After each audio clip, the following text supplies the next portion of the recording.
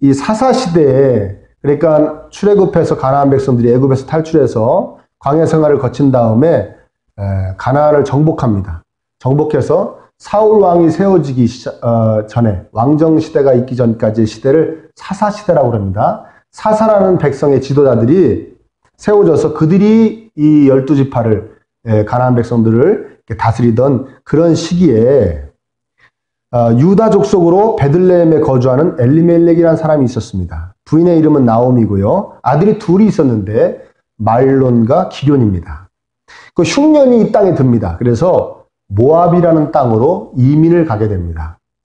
너무 어려워서 먹을 게 없어가지고 당장 죽을 것 같아서 간 건 아닌 것 같습니다. 왜 그러냐면 이들이 이 땅에서의 삶을 설명해주는 유일한 단서가 되는 것이 1장 21절의 말씀인데, 그때 나오미가 이렇게 나옵니다. 그 전에 내가 풍족하게 나갔더니 이제는 비어서 돌아왔다. 그러니까 살만했던 거예요.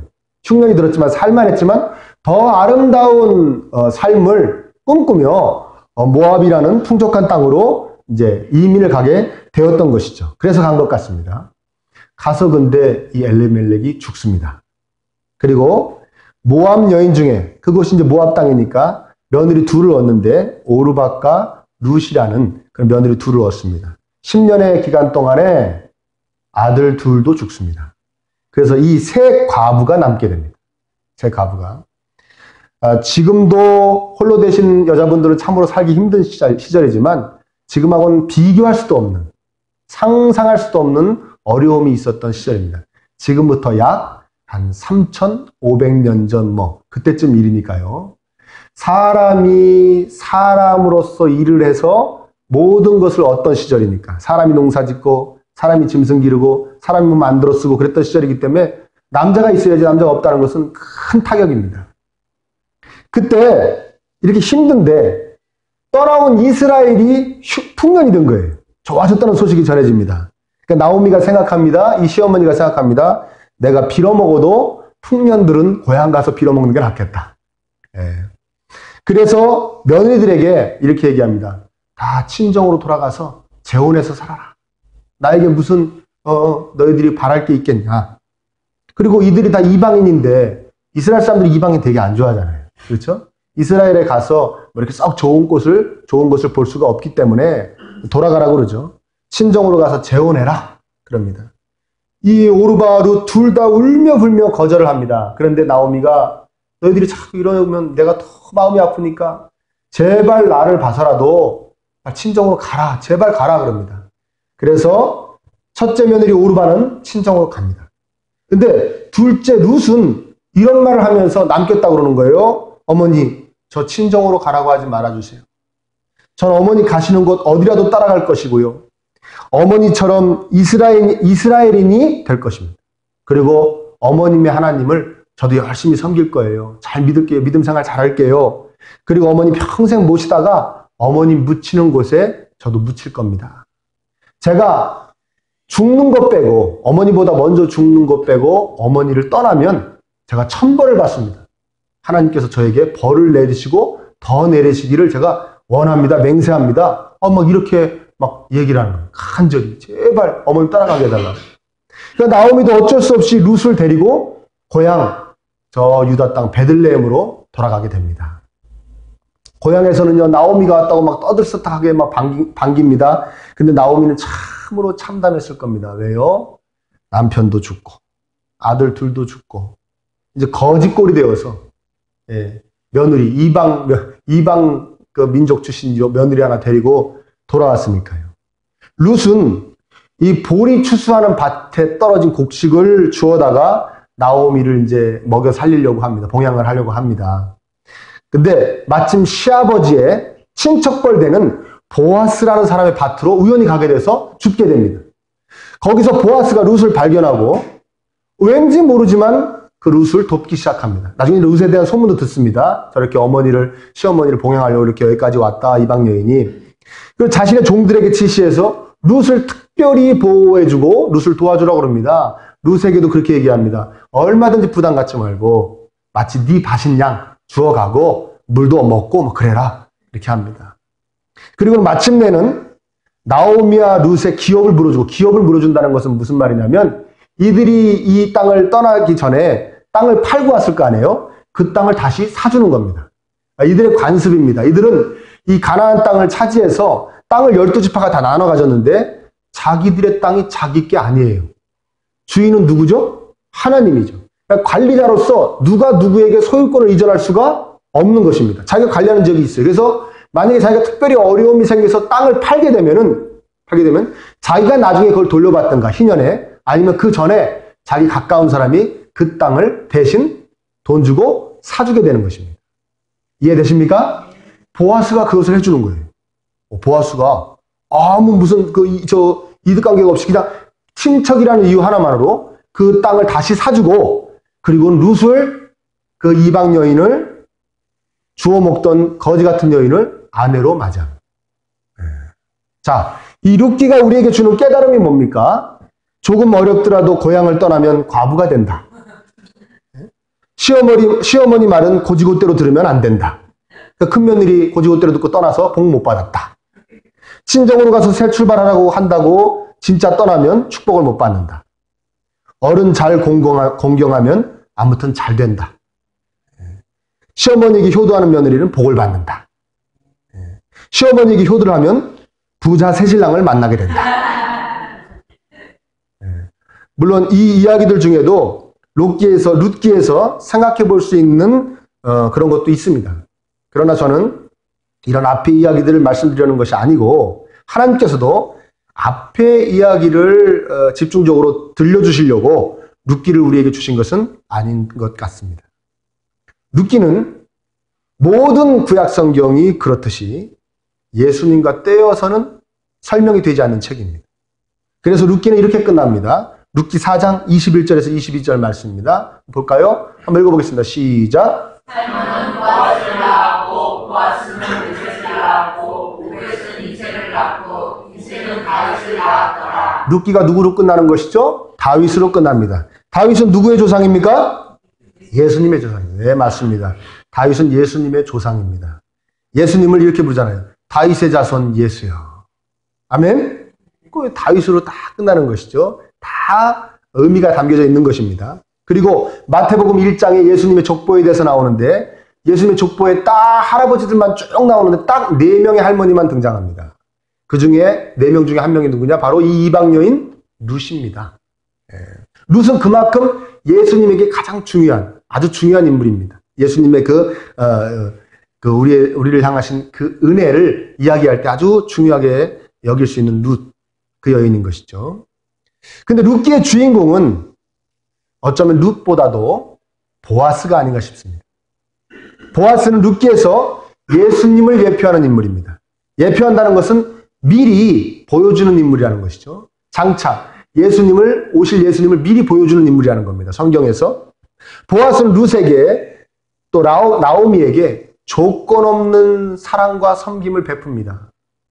이것을 은혜라고 하죠. 은혜가 무슨 뜻이냐면 값없이 주는 선물이라는 거예요. 뭐 바라는 거 없이, 아니면 대가로 주는 것이 아니라 그냥 주는 선물이라는 뜻이 바로 은혜입니다. 그렇죠? 땅을 보아스가 룻에게 대신 사주는 것 같이 예수님께서 우리 죗값을 대신 치러주셨잖아요. 아멘입니까? 그렇죠. 그러니까 룻에게 있어서 보아스는 우리에게 있어서 예수님 같은 존재인 것입니다. 그래서 보아스를 예수님을 예표하는, 미리 보여준 인물이다라고 이야기하는 것입니다. 룻이 그 보아스를 통해 받은 은혜 중에 우리의 삶 가운데 다시 살아나야 될 것들을 함께 나누고자 합니다.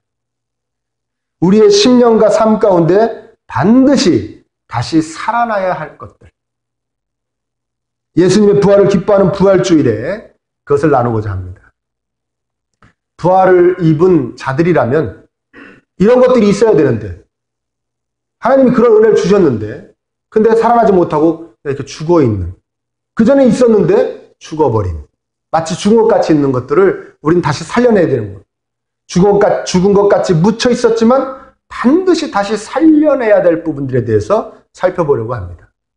첫 번째, 우리의 삶 가운데 다시 살아나야 할 것은요, 보아스는 룻을 그냥 받아들이지 않습니다. 보아스는 룻에게 그냥 은혜를 베풀지 않습니다. 보아스는 룻에게 그냥 기업을 물어주지, 땅을 사주지 않습니다. 어떻게 하느냐? 그 당시에 법대로, 규칙대로, 룰대로 합니다. 여러분 3장 12절에서 13절을 한번 같이 읽어보겠습니다. 자, 한번 읽어봅니다. 시작. 참으로 나는 기업을 물을 자이나 기업을 물을 자로서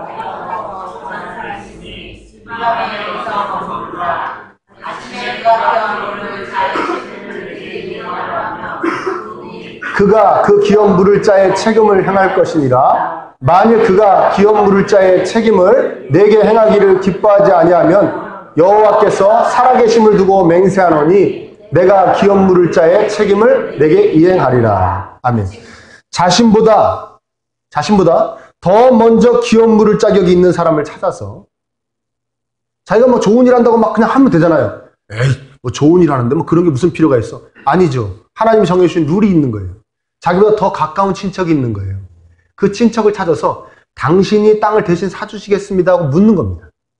근데 그가 안 사준다고 그랬던 거예요. 그러니까 그제서 자기가 사줍니다. 절대 좋은 일을 한다고 해서 자기 마음대로 막 하는 것이 아닙니다. 규칙대로 하나님이 정해주신 룰대로 하는 것입니다. 하나님은 우리를 법대로 구원하신 분입니다. 제가 늘 말씀드리지만 하나님께서 못하시는 것은 없지만 안 하시는 것은 있습니다. 아멘입니까? 안 하시는 것이 뭐냐? 당신이 정해놓으신 법을 어기시는 것입니다. 그건 하지 않으십니다. 하나님께서는 말씀으로 이 세상을 창조하신 분이기 때문에 말씀으로 우리를 구원하실 수 있었습니다. 아멘? 은호야, 너 오늘부터 죄 없다고 쳐줄게. 너 용서 받았어. 그럼 용서 받는 겁니다. 하나님이 용서하신다면 너 어떻게 할 겁니다. 그런데 그렇게 용서하시지 않았습니다. 하나님께서 이미 정해놓으신 법, 즉 범죄한 인간은 죽는다. 만들어진 존재가 감히 만든 존재같이 되어보려고 만든 존재를 배신하고 구테타를 일으키면 반드시 죽음으로 죗값을 치러야 한다는 그 법을 지키시기 위해서 그냥 용서하지 않으셨습니다. 그 법에 따라 인간으로 오셨습니다. 왜요? 인간이 지은 죄는 인간이 죗값을 치러야 되기 때문에 그렇습니다. 그 인간으로 오셨어요. 그 법에 의해서. 그러면 왜 하나님이 오셨는가? 여러분, 죄 없는 인간을 용서하려면 인간이 죽어야 된다고 그랬죠. 아멘? 그렇죠. 제가 여러분 중에 누구 한 분을 너무나 사랑해서 하나님께 나아가서 이렇게 말씀드립니다. 하나님, 이 성도님 대신 저를 죽여주시고 이 성도님은 제발 용서해 주세요. 그럼 하나님 저한테 이렇게 말씀하신다고 그랬죠? 네 죄는 그러면 어떡하니? 응? 네 죄 값은 누가 치르니? 너는 그냥 네 죄 값이나 치르고 죽어. 그렇게 말씀하신다고 그랬죠. 그러면 여기 있는 분들 죄 값만 대신 치르려고 해도 죄 없는 인간 이만큼 숫자를 다시 창조하셔서 죽여야 돼요. 아멘입니까? 그래야 우리가 용서를 받을 수 있는 것이죠. 그러니까 이런 일은 안 하신다고 그랬죠. 그러니까 어떡합니까? 이 모든 영혼들의 죄값을 대신 치러줄 수 있을 정도로 귀한 생명을 가지신 존재, 즉 하나님이 오셔서, 그런 존재는 하나님밖에 계시지 않기 때문에요. 그 하나님이 오셔서 우리 대신, 우리 이 많은 영혼들을 위해 대신 죽어주심으로 우리에게 구원의 문을 열어주신 것입니다. 그래서 인간으로 오셔야 됐고 하나님 오셔야 된 거예요. 그 오셔서 우리 대신 십자가에서 대신 죽어주심으로 우리를 구원하신 것입니다. 자, 이렇게 법대로 일하시는 하나님께서 그 법대로 우리를 구원하시려 그 치욕과 고난과 죽음의 희생으로 우리를 살려주셨는데, 그렇게 법대로 살려주신 우리가 얼마나 법대로 살기를 원하시겠습니까? 아멘입니까? 우리가 법대로 살 때 하나님 기뻐하시는 것이죠. 우리가 법대로 살기를 원하시면서 십자가에서 죽으신 것입니다. 여러분, 세상의 법도 거의, 제가 보기에는 거의 다 하나님의 법과 정신이 일치합니다. 그래서 우리는 세상의 법도 잘 지켜야 합니다. 법대로 역사하시는 하나님의 뜻을 깨닫고 하나님께서 원하시는 법대로 살기를 힘쓰는 우리의 모습이 되살아나야 합니다. 정의로운 모습. 불과 몇십 년 전에는 교인에게 사용증을 안 받았대요. 내가 안 믿는 사람인데도 교인한테 돈을 빌려주고 그 교인이 이복에 차용증이라도 하나 써줘야지. 그럼 이 사람아, 교회 다니는 사람한테 무슨 차용증을 받나? 교회 다닌다는 게 차용증이지. 됐네 이 사람아. 그냥 천천히 주게. 그랬다는 거예요. 안 믿어지죠? 그거 안 믿어지는 거예요. 지금 그런 일이 일어나면 8시 뉴스에 나와야 됩니다. 어떤 사람이 교인이라고 차용증을 안 받았답니다. 8시 뉴스에 나와야 돼요. 불과 몇십 년 전에, 몇십 년 시간이 지난 후에 이렇게 변해버렸습니다. 여러분, 저는 그 시절이 속히 돌아오기를 바랍니다. 네. 여러분, 불가능하다고 생각할지도 모릅니다. 저도 반신반의합니다. 그러나 우리부터 한 명 한 명, 한 분 한 분 법대로 살아가기를 힘쓰면 기독교인들에 대한 그런 아름다운 인식이 서서히 부활하게 될 줄 믿습니다. 다시 살아나게 될 거예요. 안 돼! 이제 틀렸어! 기독교인이라고 사람들에게 선한 사람이다, 아름다운 사람이다, 믿을 만한 사람이라고 인정받기 틀렸어 하면 계속 죽는 거고, 우리 한 명 한 명이 그렇게 살려고, 깨끗하게 정의롭게 아름답게 살려고 애를 쓰면 다시 부활하게 될 줄 믿습니다. 우리가 바꿔가는 겁니다. 여러분, 보아스는 나오미와 룻에게 참으로 선한 일을 한 것입니다. 땅을 그냥 사줬으니까요. 의도와 목적이 아주 선했습니다. 그렇지만 그럼에도 불구하고 절차를 밟아서 규칙대로 정의롭게 선을 행한 것입니다. 선을 행한다고 막 한 것이 아니라고 아까 말씀드렸어요. 우리가 유혹에 빠지기 쉬운 부분이 여기에 있습니다. 그냥 안 좋은 일을 그냥 딱 눈에 보이게 그냥 무조건 안 좋은 일을 그래도 우리도 양심이 있기 때문에 기독교의 양심이 있기 때문에 피해가죠. 안 하게 됩니다. 그런데 선한 일을 위한 것이라면 그러니까 웬만한 것은 다 허용될 거라는 착각을 하게 되는 것입니다. 목적이 좋다면 아멘? 그렇죠. 이것이 한국 교계의 팽배합니다. 심지어는 어떤 일까지 일어났냐? 교회 확장을 위한다는 명분 아래 불법으로 얻은 돈의 세탁까지 지금 교회들이 해주고 있는 지경입니다. 여러분, 우리 기쁨의 교회에 이게 뭐 몇십 명 앉아서 뭐하러 이런 얘기를 하는가? 누가 우리 교회에다 돈 세탁을 하겠는가? 남의 교회 얘기는 왜 하나? 아닙니다. 남의 일이라서 그냥 비판하려고 그러는 것이 아니라 그게 우리 일이더라고요. 제가 한번 생각해 봤습니다. 상상해 본 것이죠. 어느 성도님이 저한테 와서 이야기합니다. 목사님, 목회하느라 많이 힘드시죠? 제가 쭉 지켜봤습니다. 교회도 좀 넓혀야 되는데, 건축해야 되는데, 한 30억 든다며요. 제가 지어드리죠. 생각만 해도 기뻐. 생각만 해도 좋더라고요. 왜 이렇게 좋니? 그런데, 30억이면 짓는다 그러면 30억을 이제 자기 져주겠다 그러는 거예요. 교회 뭐 얼마 있습니까? 교회 한 몇백만 원 있는데요. 다 주십시오. 제가 져드리겠습니다. 진짜 짓는 거예요. 막 기수공사가 들어가고 막 이제 뼈대가 세워지고 막 그럽니다. 그리고 어느 정도 반쯤 지어졌을 때 저한테서 딱 그럽니다. 목사님, 우리 회사에 사정이 생겨서 그러는데 100억에 지은 걸로 하죠. 네? 100억에. 뭔 얘기입니까? 회사 돈 100억을 교회에다 낸 걸로 하고 30억은 교회 진짜 짓고 70억은 자기가 먹겠다는 거죠. 낼려면. 이해되십니까? 이해되세요? 거절할 수 있을까요, 제가? 안 됩니다. 도로 부시세요. 거절할 수 있을까요? 거절해야죠. 거절할 수 있을까요? 우리가 다. 저를 뭘로 보고 그런 거 안 하려고 개척했다니까요. 그런 목사 안 되려고. 그러나 얼마나 거절하기 어렵겠습니까? 여러분 생각을 한번 해보십시오. 가만히 눈 한번 찔끔 감으면 그냥 30억짜리 교회가 생기는데 그렇지 않습니까? 그렇죠. 거절해야죠. 그래서 교회 일은요 몇 명이 속닥속닥 하면 안 됩니다. 특히 교회 돈은요 재정은 몇 명이서 좌지우지하면 안 됩니다. 반드시 몇 명이 교회 돈을 마음대로 쓸 수 있고 자기들끼리만 알고 있으면 반드시 타락하게 됩니다. 그래서 우리 기쁨의 교회가 재정을 여러분들에게 투명하게 공개하는 이유는 여러분들 알 권리를 갖다 충족시켜 주려고 그러는 것이 아니라 저 보호하려고 그러는 거예요. 저 타락 안 하려고. 아멘? 다음 주에 보고합니다. 1사분기. 여러분 우리 개개인도 마찬가지입니다. 교회 일을 한다는 이유로 하나님을 위하는 일이라는 이유로 누굴 도와주는 일을 한다는 이유로 옳지 않은 방법으로 돈을 취할 수도 있고, 옳지 않은 방법을 쓸 수도 있고, 다른 사람 눈물 나게 할 수도 있고, 거짓말도 서슴지 않게 됩니다.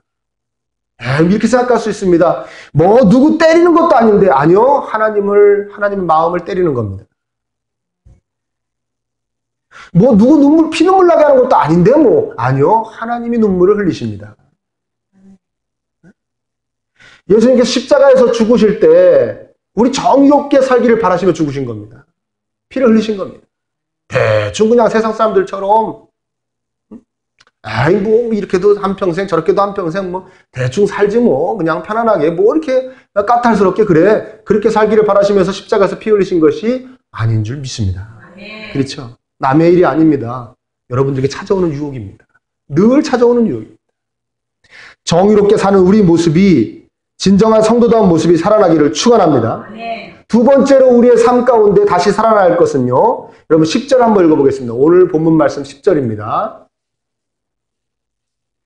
한번 읽어보겠습니다. 시작.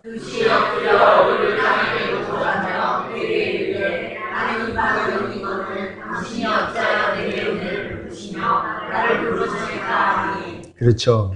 룻은 보아스에게 진심으로 감사합니다. 그리고 자신이 보아스에게 그런 사랑과 은혜를 받을 자격이 없음을 늘 인식하고 계속해서 말로 고백을 합니다. 저는 그럴 자격이 없는데 어떻게 저한테 이렇게 큰 사랑을 베풀어 주십니까? 은혜를 주십니까? 우리가 우리 안에 다시 살려내야 할 한 가지는 내가 예수님에게 얼마나 엄청난 사랑을 받았는지 깨닫고 그 사랑에 늘 감사하는 마음이 살아나야 될 줄 믿습니다. 요새 어떻게 감사하고 사십니까? 그냥 감사합니까? 아멘은 뚫어지게들 잘해요. 너무 잘하시는 것 같아요. 아멘. 나 범사에 감사합니까? 오늘도 감사하셨습니까? 오시면서. 네? 남편에게 감사하고 부인인데 부인에게 감사하고 애들이 감사하고 할렐루야. 그렇죠. 아멘은 정말 잘하시는 거예요. 나는 예수님의 그런 엄청난 사랑을 받을 어떠한 조건도 자격도 없는 존재라는 것에 대한 자각이 우린 반드시 되살아나야 합니다. 삶 가운데 하나님과의 관계 속에서 이런 자각이 계속되어지는 성도는 나 같은 게 어떻게 십자가의 사랑을 받았지? 어떻게 그 사랑을 받았지? 이 자각이 계속되어지는 성도는 감사하며 살아갈 수 있습니다. 그것이 힘이 되는 것입니다. 참 신기해요. 삶이 매사에 주위 사람들이 막 불편하고 막 불만족스럽고 내 마음에 안 들다 하더라고요. 이 십자가를 묵상하면 하나님이 나를 위해 십자가에서 죽으시면 나를 살려주셨지. 나를 정말 사랑해 주시지. 그 생각만 하면요. 그 은혜만 생각하면 그냥 다 감사해요. 그런 체험이 있을 줄 믿습니다. 그렇지 않습니까, 여러분? 십자가만 생각하면 그냥 다 감사해요. 근데 십자가가 없어지면 다 불평, 불만, 이 만족스럽지 않은 것이에요. 여러분 13절도 우리 한번 같이 보겠습니다. 13절 한번 읽어봅니다. 시작. 룻이 이르되 내 주여 내가 당신께 은혜 있기를 원하나이다. 나는 당신의 하녀 중에 하나라도 갖지 못하오나 당신이 이 하녀를 위로하시고 마음을 기쁘게 하는 말씀을 하셨나이다. 자신은 하녀 정도도 아니라는 것이죠. 왜? 거지였잖아요. 주워 먹는 사람이었단 말입니다. 떨어진 밭에 떨어진 그 이삭 주워 먹던 사람이란 말입니다. 근데 하녀 정도 쳐준다고 생각해도 너무 감사하다는 것이죠. 그저 이런 사람에게 따뜻한 말 한마디 해준 것도 너무 감사하다고 그게 은혜라고 지금 룻이 보아스에게 감사하고 있는 것이죠. 이런 심령을 가진 룻이 여러분 생각해 보십시오. 보아스에게 뭐 더 바랄 것이 있겠습니까? 뭐 더 섭섭할 것이 있겠습니까? 더 많이 안 준다고 불평을 하겠습니까? 하녀들 앞에서 자기를 높여주지 않는다고 섭섭해 하겠냐 이거예요. 여러분 지금 좀 불만족스러운 게 있으십니까? 마음에 안 드는 거. 그냥 삶 자체가 불만일 수도 있고요. 내 가족들이 불만일 수도 있습니다. 식구들이 마음에 안 드는 것이죠. 내 학교가, 내 친구들이, 내 사업장이, 내 직장이 불만일 수 있습니다. 그 안에 있는 사람들이 또 아주 불편할 수 있어요. 그래서 그런 존재들이 여러분의 감사와 기쁨을 다 뺏어갈 수도 있습니다. 물론 정말 살다 보면 정말 이상한 사람들도 있고요. 정말 이상한 모임이나 조직도 있습니다. 그런 직장도 있고 사업장도 있습니다. 학교도 있고요. 그런데 대개의 경우는요, 내 마음이 불편한 것이 내 주변에 어떤 여건 때문에 불편한 것이 아니라 내 안에 감사가 없어서 내 마음이 불편하더라고요. 주변의 문제가 아니라 내 속이 문제인 겁니다. 그리고 그렇게 감사가 없어진 그 마음은 왜 마음이 그렇게 감사가 없어졌나 가만히 역추적을 해보면 교만해진 것입니다. 마음이 높아진 것이. 네? 여러분 얼마나 감사합니까? 이 세상을 창조하신 분께서 나를 위해 죽으심으로 나를 용서하시고 부활하셔서 나에게도 부활의 영광을 내려주신 것이죠. 그리고 이 우주보다 크신 하나님의 아들과 딸로 삼아주신 것입니다. 여기에 무슨 우리의 조건이나 노력이 들어가 있습니까? 이걸 여러분 이걸 돈 주고 살 수 있습니까? 이 은혜를 돈 주고 살 수 있습니까? 우리가 돈 주고 하나님의 자녀가 될 수 있습니까? 아니면 우리가 열심히 공부하거나 노력해서 하나님의 자녀가 될 수 있습니까? 그냥 하나님이 주신 겁니다. 아멘? 그냥 값없이 주신 거예요. 이거 얼마나 감사합니까? 얼마나 감사해요. 그것도 옛다 받아라 하고 주신 게 아니라 십자가에서 모진 고통과 고난과 아픔을 당하시면서 피를 흘리시면서 그렇게 처절하게 만들어서 우리에게 주신 거예요. 자, 널 사랑한다고 주신 거예요. 십자가를 묵상하시기를 바랍니다. 우린 주자파악해야 됩니다. 그저 평생을 영원히 감사하기만 해도 도저히 갚을 수 없는 참으로 귀한 사랑과 은혜를 받은 자들입니다. 우리는 불평불만이 어울리지 않는 사람들이에요. 오직 감사와 기쁨만이 어울리는 사람들입니다. 참 아름다운 것은요, 우리의 하나님께로 향하는 마음이 주변의 사람들에게도 그대로 적용되어진다는 것입니다. 하나님께로 향하는 마음이. 하나님께 그저 감사하고 그냥 하나님께 앞에서 그저 겸손한 사람은요, 사람들에게도 별 불만이 없고 섭섭할 것이 없습니다. 여러분, 우리가 사람들에게 불만이 생기는 게 뭡니까? 자신이 저 사람에게 기대치가 이만큼인데 거기에 못 미칠 때 불만이 생기는 것이거든요. 맞습니까? 그렇죠. 그러니까 사람들에게 불만이 생길 때, 내 기대치에 못 미치는 그런 사람들을 내 주변에서 볼 때, 여러분 우리 한번 생각해 봅시다. 나는 얼마나 하나님이 나에게 원하시는 기대치에 부합하며 살아가고 있는가. 예수님이 십자가에서 숨을 거두실 때 나는 네가 이 정도 삶을 살았으면 좋겠다라고 기대하셨던 그 기대치에 우리는 얼마나 근접해서 살고 있는가 떠오르게 되는 것이죠. 어떻게 십자가의 은혜를 받은 자답게 살고 계십니까? 그래서 그 십자가의 은혜를 받은 자답게 하나님의 기대치에 맞게 살고 있어서 다른 사람들이 자신의 기대치에 못 미치는 것이 막 불만스러웁니까? 본인은 떳떳해서 성도답게 진실한 그리스도인답게 살고 있어서 섭섭할 것도 없어요. 섭섭할 것도 없어요. 우리 제일 많이 쓰는 말이 뭡니까? 내가 지한테 어떻게 해줬는데 나한테 이럴 수가 있어. 저는 전화통화를 통해서 이런 거 저 어머니 때부터 많이 들었어요. 내가 지한테 어떻게 했는데, 내가 언니한테 어떻게 했는데 나한테 이럴 수가 있어. 하나님께 늘 감사하고 겸손한 사람은요, 이런 말도 먹지도 하지도 않게 됩니다. 왜요? 그 사람한테 무언가 해줬다면 그 해줄 수 있는 선한 마음도 하나님이 주신 것이고. 아멘입니까? 그렇죠. 그거 준 것도 하나님이 주신 거 준 거잖아요. 네? 하나님 주신 거 준 거잖아요. 다 하나님 거잖아요. 그러니까 내가 지한테 어떻게 했는데가 아니라 하나님 늘 이렇게 베풀 수 있는 선한 마음 주시고 누구에게 받는 게 아니라 줄 수 있는 그런 좋은 여건 주시니 감사합니다. 이런 마음만 드는 것이죠. 겸손한 사람은, 감사가 넘치는 사람은 내가 이렇게 열심히 했는데 알아주지 않아. 이런 불평불만도 없습니다. 왜? 다 하나님이 허락하셔서 열심히 살 수 있었던 것이니까요. 하나님 어떻게 살아야 되는지도 모르고 왜 사는지도 모르고 저렇게 허송세월 보는 사람도 세상에 많은데 저는 구원해 주셔서 하나님의 영광을 이렇게 열심히 살게 하시니 사랑하는 가족들을 위해서, 사랑하는 부인을 위해서, 사랑하는 남편을 위해서, 자녀들을 위해서 이렇게 열심히 살게 해주시니 정말 감사합니다. 그 열심히 산 것에 대한 어떤 인정과 칭찬과 보상은 그 다음 문제고요. 그냥 열심히 살게 해주신 것이 너무 감사한 거예요.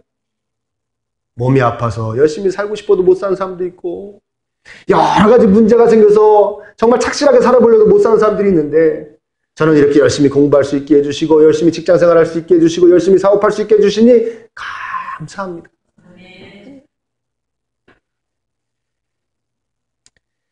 겸손함이 회복되시기를 축원합니다. 그래서 감사함이 여러분 이 안에서부터 다시 살아나시기를 축복합니다. 삶에 평안과 기쁨이 넘치시기를 축복합니다. 늘 십자가의 은혜를 잊지 마십시오. 여러분, 아멘? 와, 세상에 유혹이 옵니까? 와, 이상하게 좀 야릇하게 살려는 세상에 유혹이 옵니까? 십자가를 묵상하십시오. 법대로 나로 살려주신 하나님이 얼마나 나를 법대로 살기를 원하실까? 정의롭게 살기를 원하실까? 십자가를 묵상하십시오.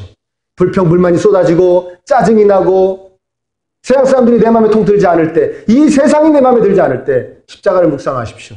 아멘? 그러면 이 보잘것없는 것을 위해 기꺼이 피 흘려주신 그 예수님의 사랑이 여러분들을 감사하는 성도로 바꿔주실 줄 믿습니다. 우리 예수님의 그 귀한 은혜 앞에 우리의 정의로움이 살아나고 우리의 겸손함과 감사함이 다시 살아나서 더욱더 기쁨이 넘치는 여러분의 삶이 되시기를 예수님의 이름으로 축원합니다.